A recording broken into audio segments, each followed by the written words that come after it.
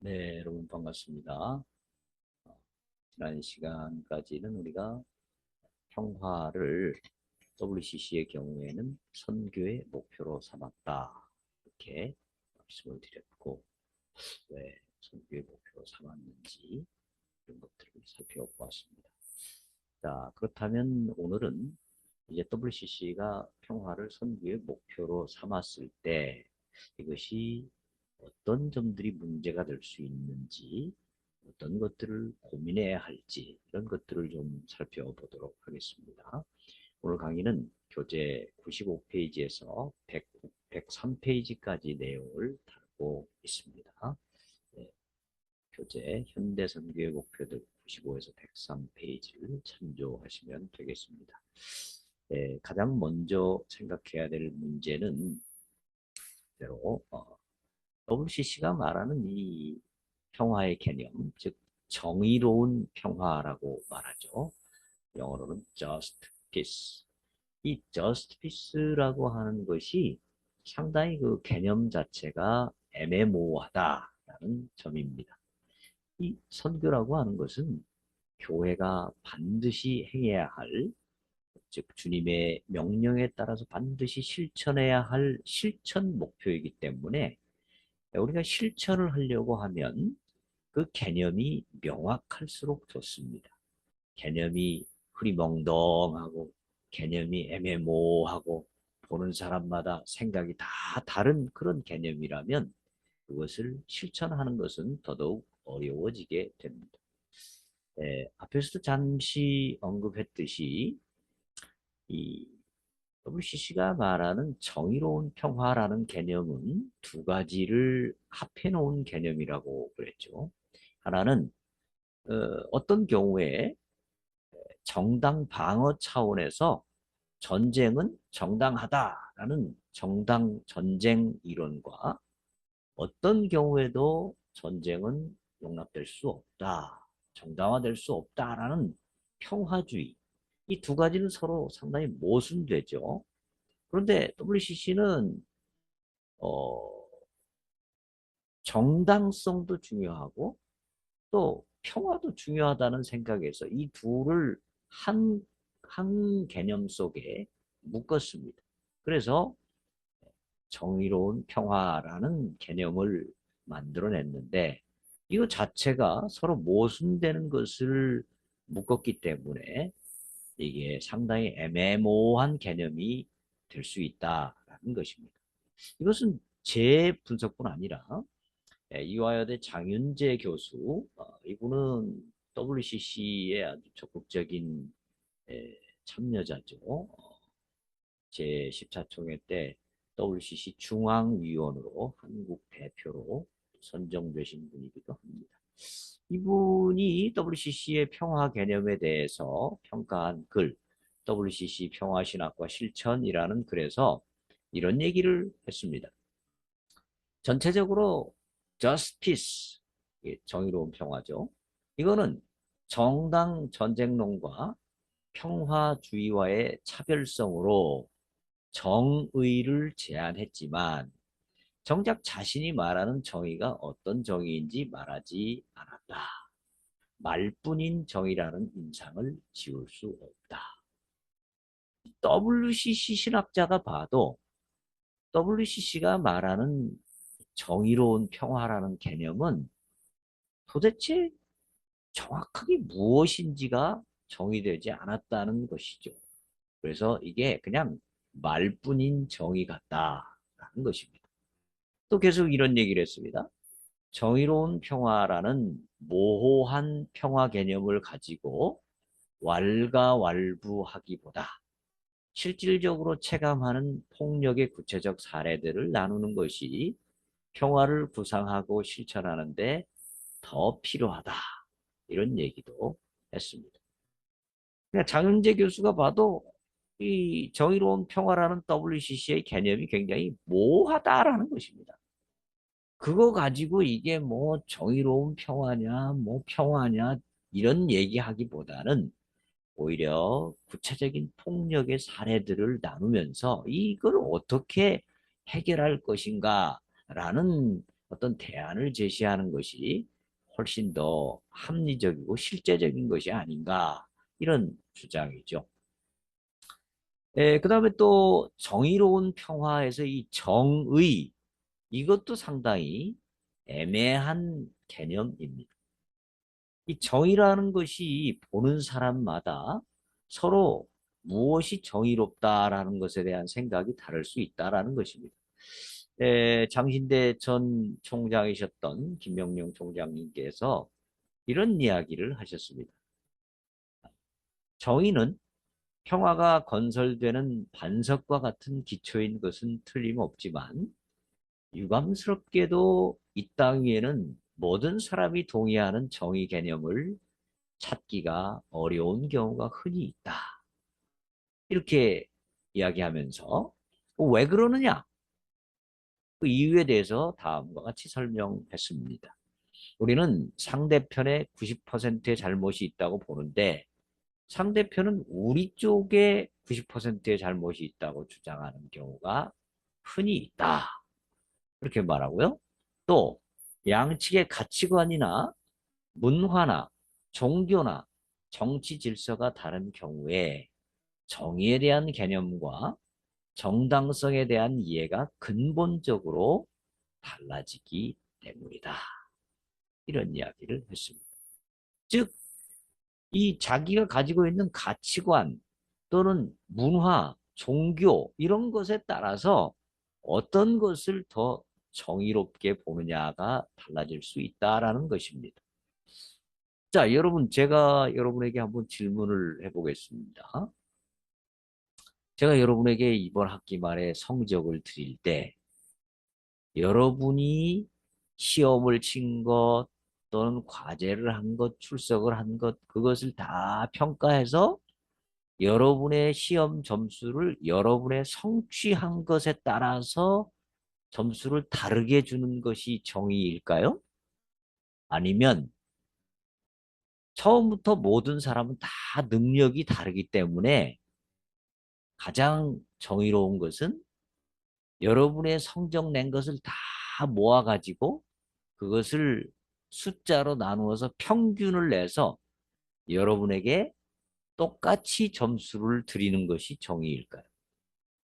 즉, 여러분의 능력에 따라서 점수를 다르게 드리는 것이 정의일까요? 아니면 여러분의 능력과 관계없이 여러분이 여러분이 이룬 것을 다 합해가지고 평균 점수를 내서 드리는 것이 정의일까요?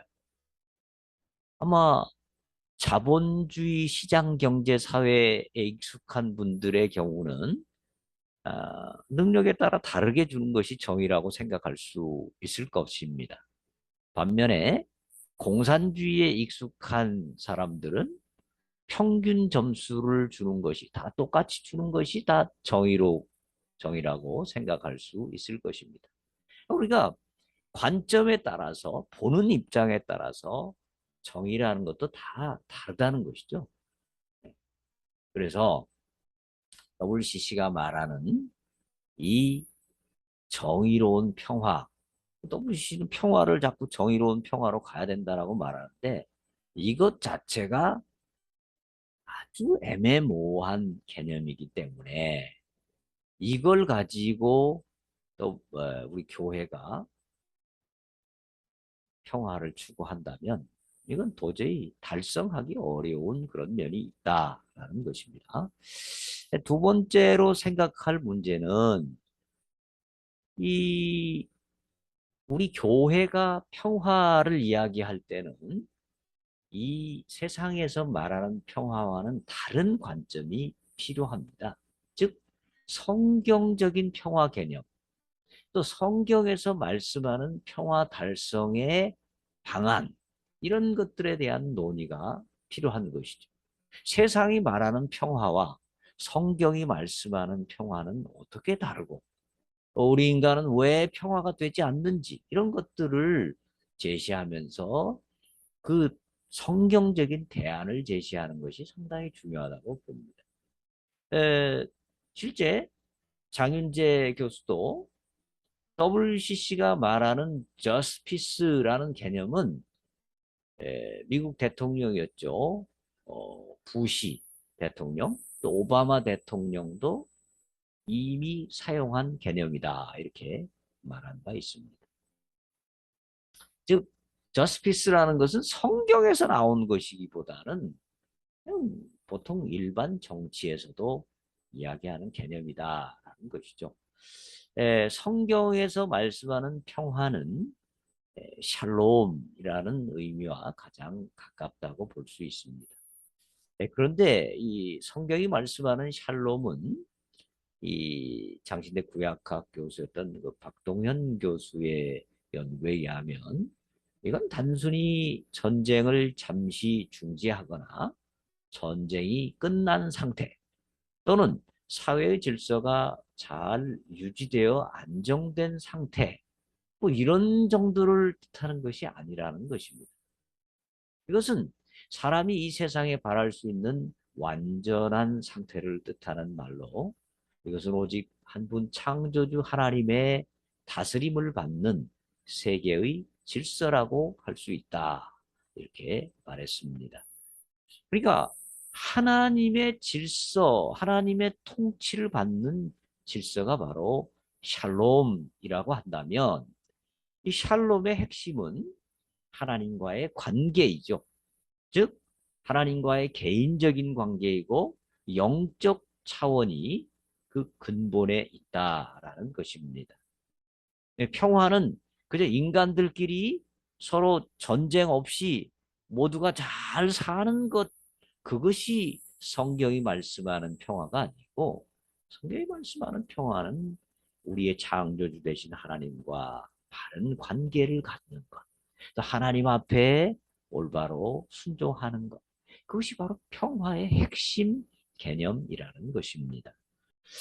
사이더라고 하는 학자도 그래서 이런 이야기를 했습니다. 많은 개인적인 죄들의 축적과 집결은 억압적이기도 하고 바꾸기도 힘든 악한 사회적 구조를 만들어낸다.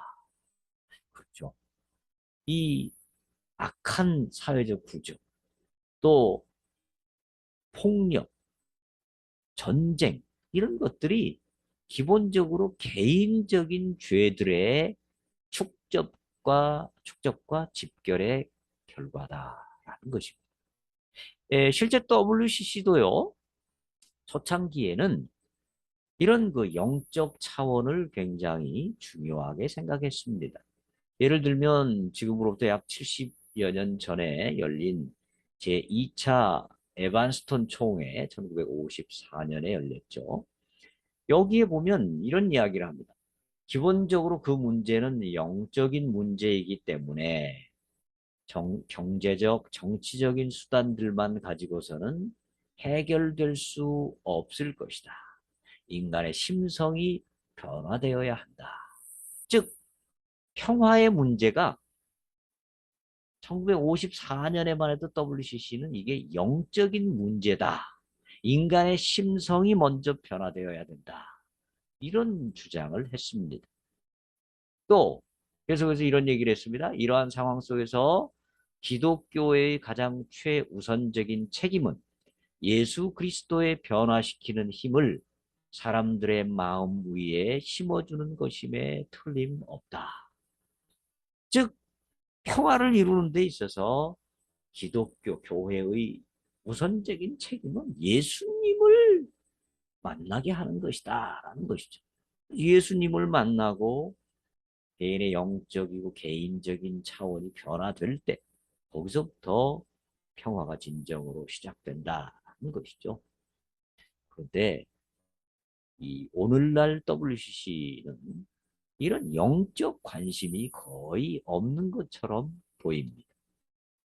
그러니까 이 평화를 위해서 어떻게 하면 예수 그리스도를 전하고 그 예수 그리스도를 통해서 사람들 마음이 변화되게 하고 그래서 평화를 근본적으로 달성할 것인가 라는 것에 대한 이런 깊은 성찰이 부족하다라는 것입니다. 그러니까 이것은 자칫 잘못하면 그냥 세상의 평화 운동이지 이것이 기독교적인 평화 운동이라고 보기 어렵다라는 것입니다. 세 번째는 WCC의 정의로운 평화 문제를 보다 보면 지나치게 넓고 어려운 과제를 선교 안에 포함시키는 문제점을 가지고 있습니다. 자, 이 정의로운 평화에 들어가는 이 내용들이 어떤 것이었습니까? 우리가 앞에서 살펴봤죠. 지난 강의에서. 이것은 가정에서부터 시작해서 다양한 지역 사회를 포함하는 모든 공동체의 평화, 또 생태계 전체의 환경 문제를 포함하는 지구의 평화, 세계 경제 문제를 포함하는 시장의 평화, 그리고 국제관계의 갈등과 전쟁 문제 등을 포함하는 인류의 평화 등, 이 모두 포함되어 있습니다. 가정부터 전 세계까지, 한 개인부터 모든 피조물까지, 경제 문제부터 어떤 전쟁 문제까지 다 포함하는 이런 평화 개념입니다. 이런 문제들은요, 각 국가의 정부들과 세계 연합기구인 UN 등도 쉽게 해결하지 못하는 문제입니다. 그렇지 않습니까? WCC도 UN에 대해서 이런 이야기를 한 적이 있습니다. 핵무기에 의한 대량 살상과 기후 변화는 생태계의 많은 부분과 정의로운 평화운동의 모든 발전을 무너뜨릴 수 있습니다. 이러한 위협에 맞서는 국제적인 연대 투쟁은 아직 미미한 성과를 거두고 있습니다. 여러분, 국제연합, 즉 UN이 전 세계적으로 많은 평화를 위한 노력을 하고 있지 않습니까? 또 많은 국가들이 이 노력을 하고 있지 않습니까? 그런데 실제적으로 많이 이루지 못하고 있죠. 평화가 지금 잘 정착되지 못하고 있습니다.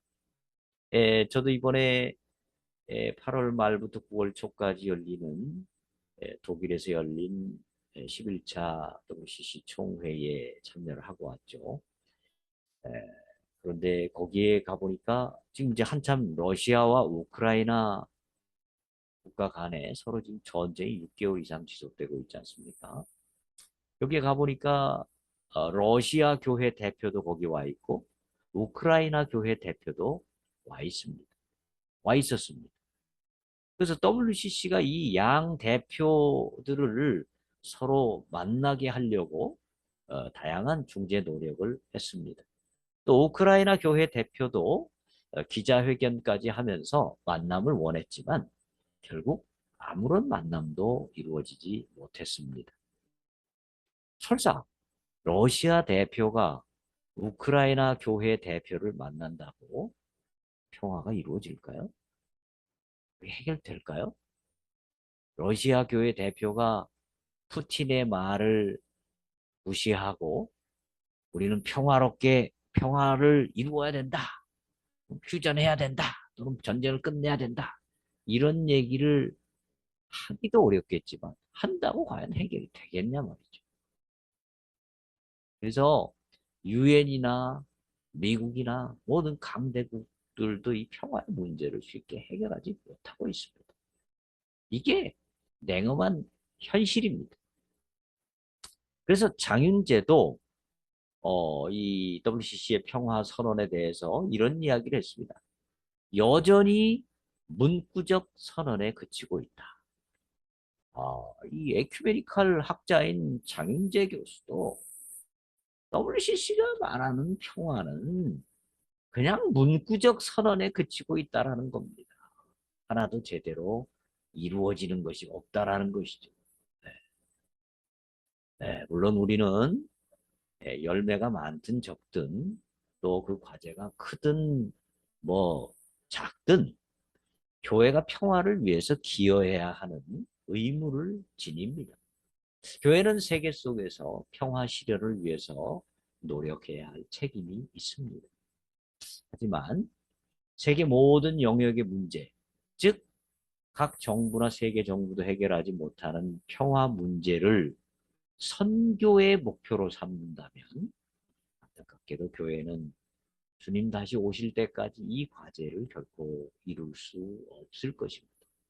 이것은 교회의 대사회적 책임으로 분류를 하고 선교에서는 복음 전도를 우선적인 과제로 생각하는 것이 더 합리적이고 더 효율적일 것이다라는 생각을 봅니다.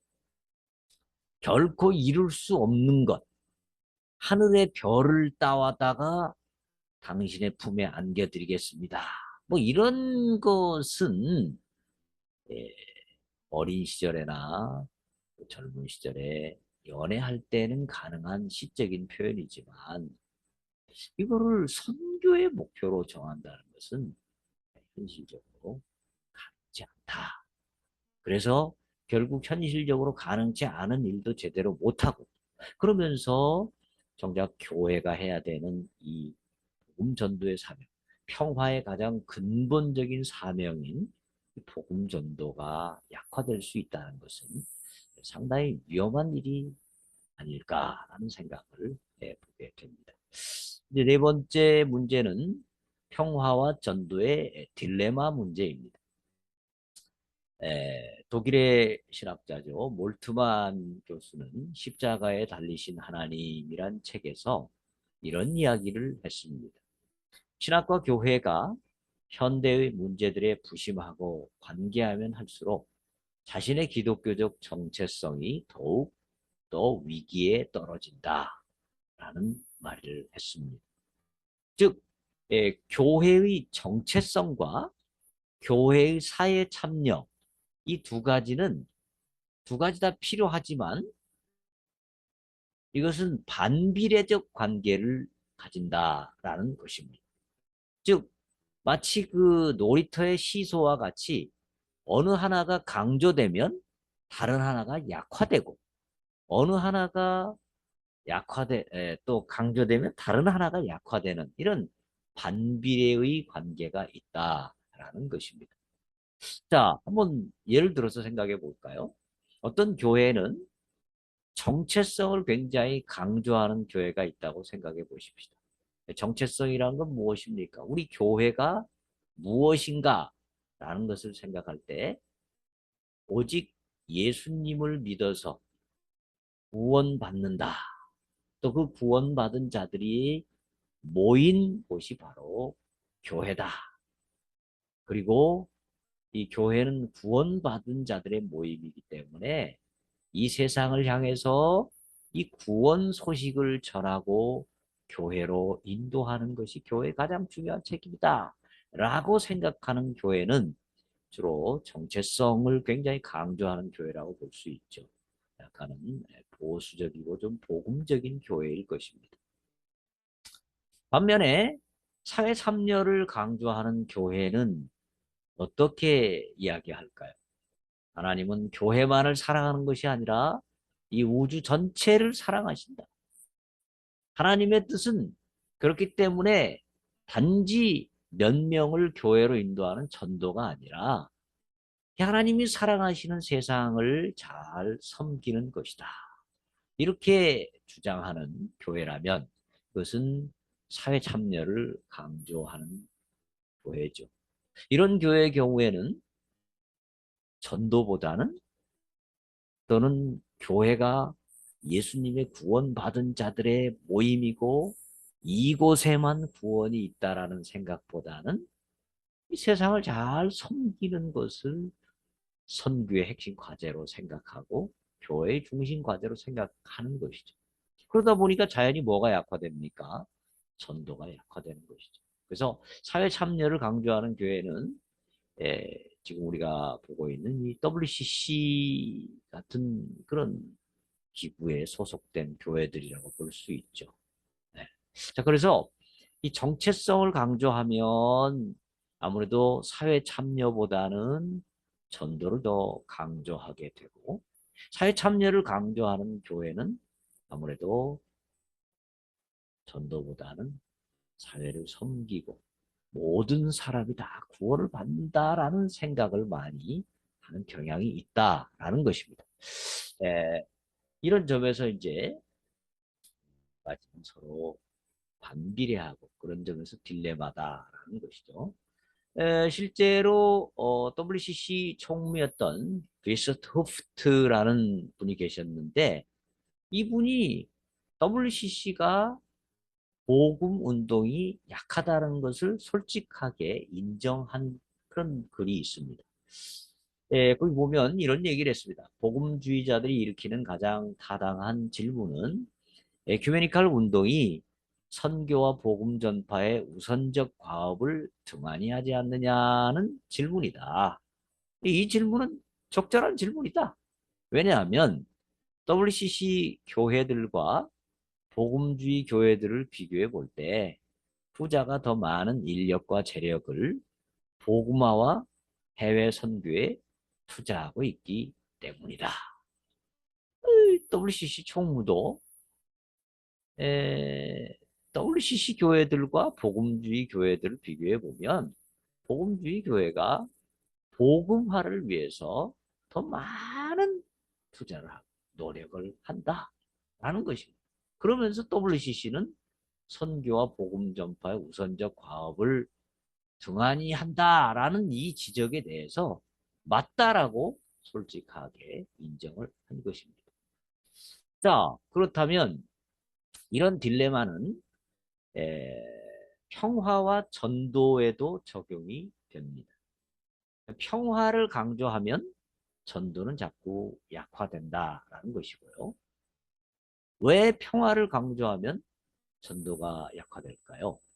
WCC가 채택한 하나님의 창조 세계와 우리의 일치라는 문서에 보면 이런 이야기가 있습니다.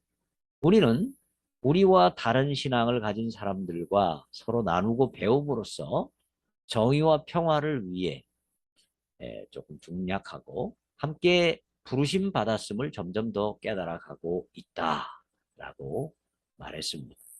즉, 이 WCC는 타 종교인들을 공동의 목표인 정의와 평화 그리고 창조세계 보존을 위해서 함께 부름받은 동역자들로 인식하는 것입니다.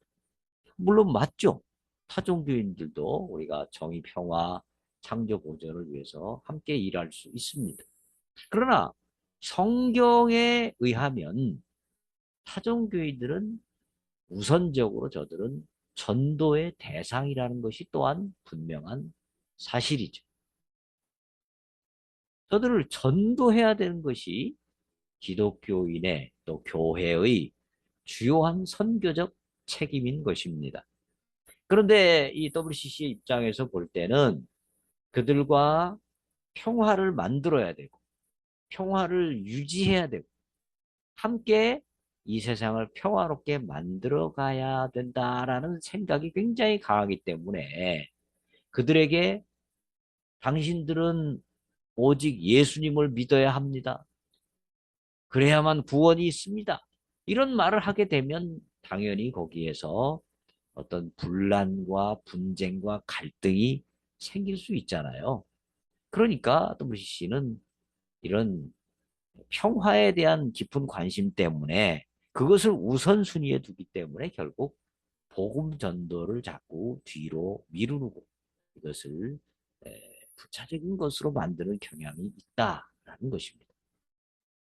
WCC의 관심은 너무 평화에 쏠려 있기 때문에 전도는 관심 밖이 되는 것입니다. 사실 타종교인과 평화를 유지하는 것은 쉽죠. 평화 유지하면 됩니다. 전도 안 하면 됩니다. 사이좋게 지내면 됩니다. 그러나 우리에게는 타종교인들을 전도하라는 저들의 모든 민족을 전도하라는 복음화하라는 제자 삼으라는 주님의 명령이 있지 않습니까? 이걸 어떻게 하고 이 중요한 명령을 어떻게 하고 그저 평화롭게만 지내면 된다라고 생각할 수는 없는 것이죠. 이런 고민이 WCC의 관심 속에는 나타나지 않는다라는 것입니다. 그래서 어, 우리가 이런 점들을 깊이 고민해야 될 것이다 라고